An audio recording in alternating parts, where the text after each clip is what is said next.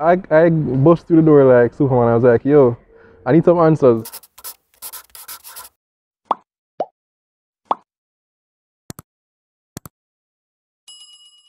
Let it. Previously, So we got married, and the action started like right away. Boom, boom, boom, boom, Having boom. sex and all of those things. I said it. We literally almost died. I'm convinced at Pelican Bar. She said she saw 2 lines. I was like, yo, what that mean? And she's like, she's pregnant. I was like,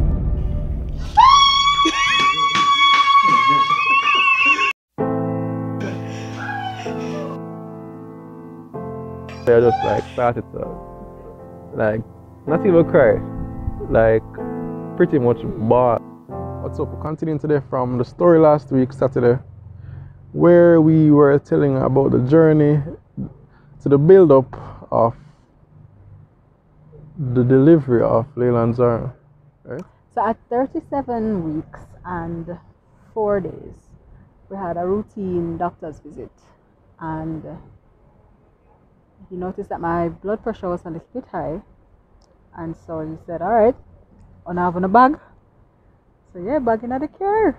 So I said, okay, we're admitting you tonight. Wasn't quite expecting that, but you know, at that point in the pregnancy, anything is to be expected. So we had our bags packed and in the car for both myself and the babies, and so we just went across to the maternity ward. And it wasn't maternity ward. It would have, at that time, it would have been labor ward. We went over to labor and delivery ward, and I was admitted that night to have baby the next morning. Now, one of the things that we really wanted was to have a natural birth. Even though we were having twins, it was still possible to have a natural vaginal birth if the twin that was closest to the cervix was head down. But as it happens, twin A, which would have been Layla, was not head down. She was actually lying crossway, my cervix. And so when the doctor checked me, he said, no, this don't look like it got me now. And so we were still having our fingers crossed, hoping that by the next day she would have turned. So Because it's cheaper. yes, to have a vaginal delivery, right?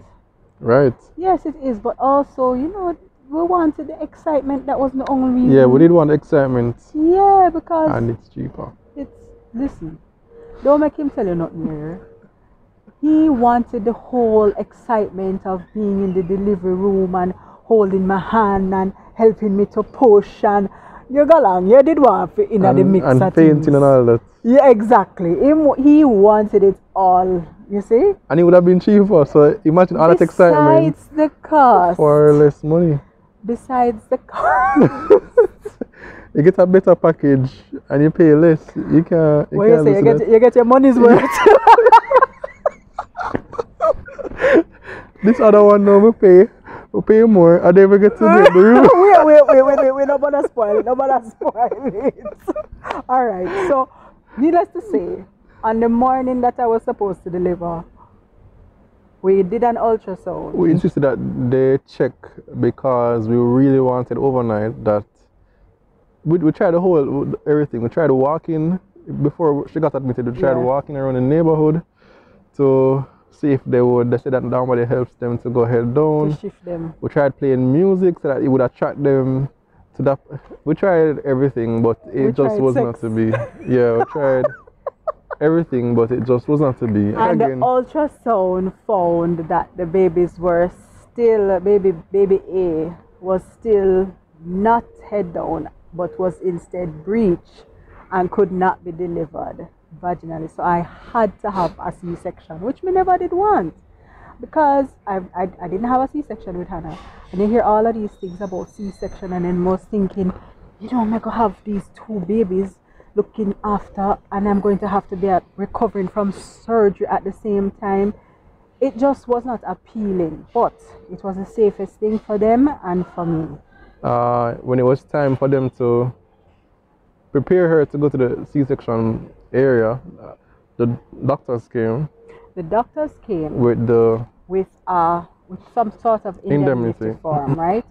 And because I was now getting into this major surgery, they had to outline to me all the risks, and I had to basically sign and agree to these risks going into the surgery. Miss say, when them done list off all the possible things that could go wrong, before them even reach halfway down the list, me just start ball. Water just start run down my face. So they were saying things like, well, Miss Reed, so we're going to be going and we're going to be taking out the babies. We could nick your bladder and it could affect you in the future. But don't worry, we try to mitigate against this by doing this. Oh, by the way, your kidneys, we may go in there and kind of, rub this here and there.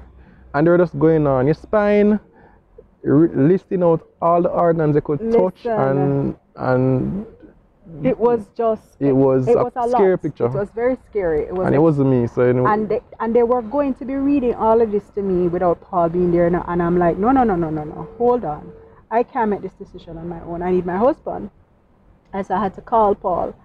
And while they did all of this, and Paul was just holding my hand. Paul was just holding me because the two doctors, they might read this off like a very routine thing, but in my life, you know? Anyway, we were caught between a rock and a hard place. We had to do the surgery in order for the babies to be safely delivered.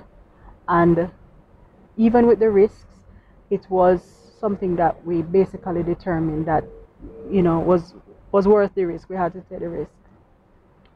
So I signed to the form and then wheeled me off to theatre.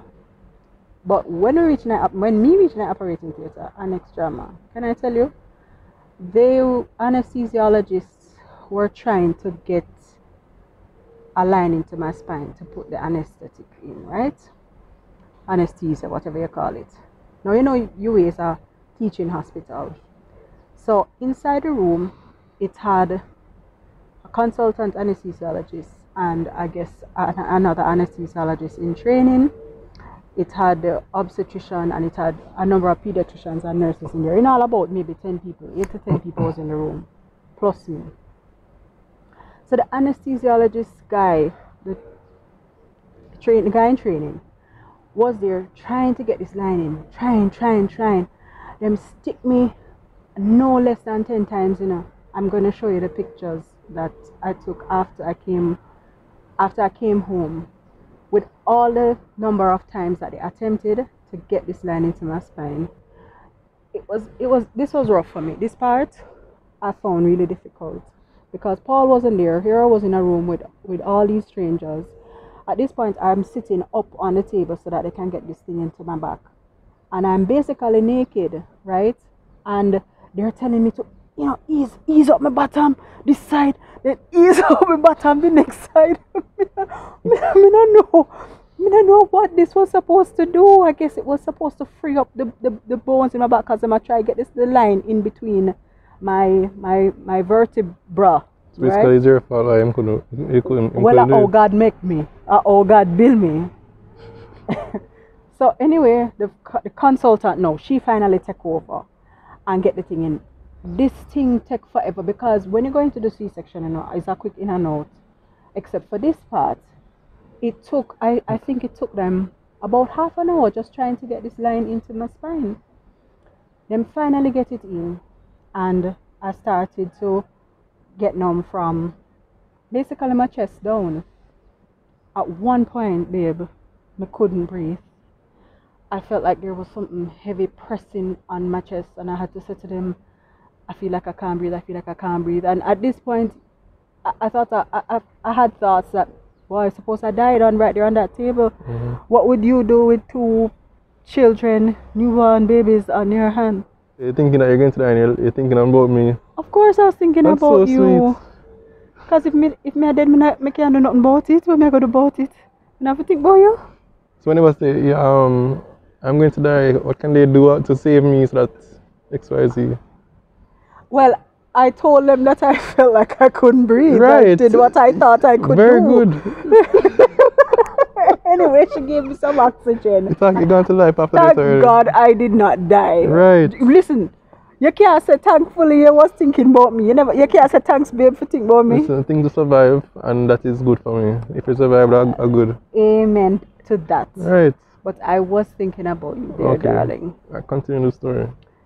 Yes. So they cut me open, and I could feel the tugging, down on my abdomen, and then out came the first baby, and they showed her to me. I don't remember if I heard her cry, but she brought her around and showed her to me, and I wasn't able to touch her or anything. They just took her out to clean her up and stuff. And then a moment later, like a minute later, I felt the tugging again, and out came next baby, and they brought her around to me, and I look at this little face, and I'm like, hold on there, didn't I just see you? This exact same little face looking back at me. They looked so much alike, and then they whisked her off.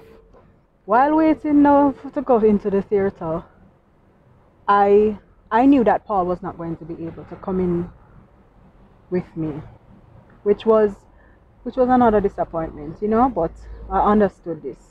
But they told him that just before they let me go into the surgery, that he would be able to. Right, they would call me. Right. So, hug and kiss and hold hands and stuff like that. So I'm sitting out there waiting now for about probably a good hour. Yeah, meanwhile, them already wheel me in. Them So already I'm saying, wheel me into wow. the theater. Okay. So I never even get that opportunity to pray with him before they carted me off inside the operating theater. So I bust through the door like Superman. I was like, yo, I need some answers. Like, I was like, this is not going to. Alright, no, that's not me. So I went to there and I said, Miss, my wife. He said that my wife was going to the surgery. I would be able to talk to her before, but it's been a while now. She said, oh, she should do it already. This time, no, they were so apologetic though. Basically, wherever they wished them after Tina, they brought them back out just to show me. And I remember they were wrapped in like this green towel thing in this tray. tray? Yeah, this tray on wheels. Is that tray? And I was like smiling from ear to ear. Yeah. Was one happy moment. It was.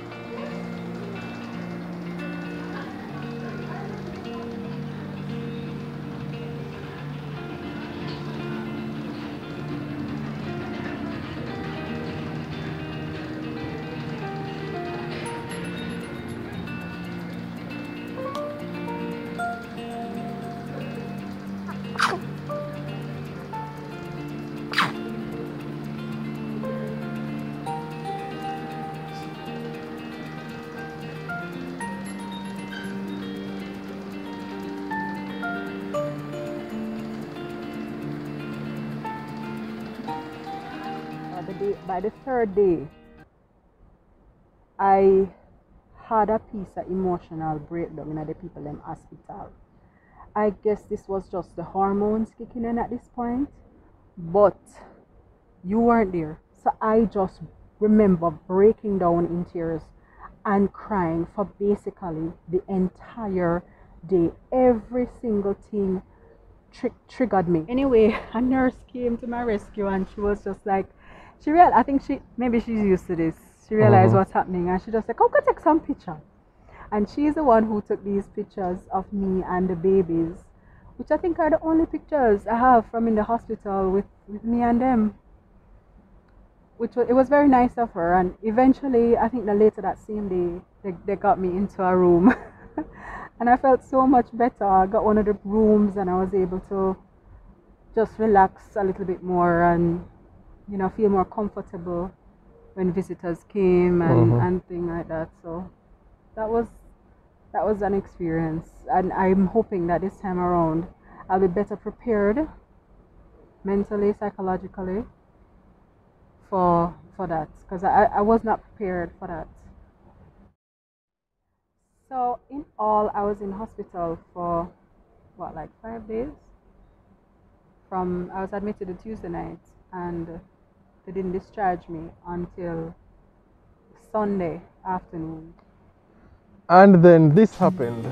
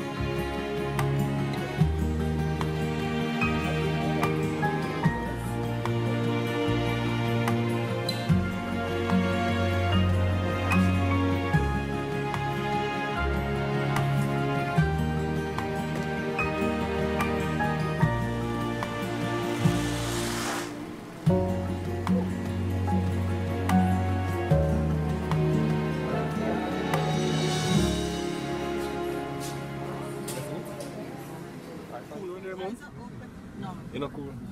Can't get him in here. My turn's up here. Watch ya. Not a balling about nothing, you know.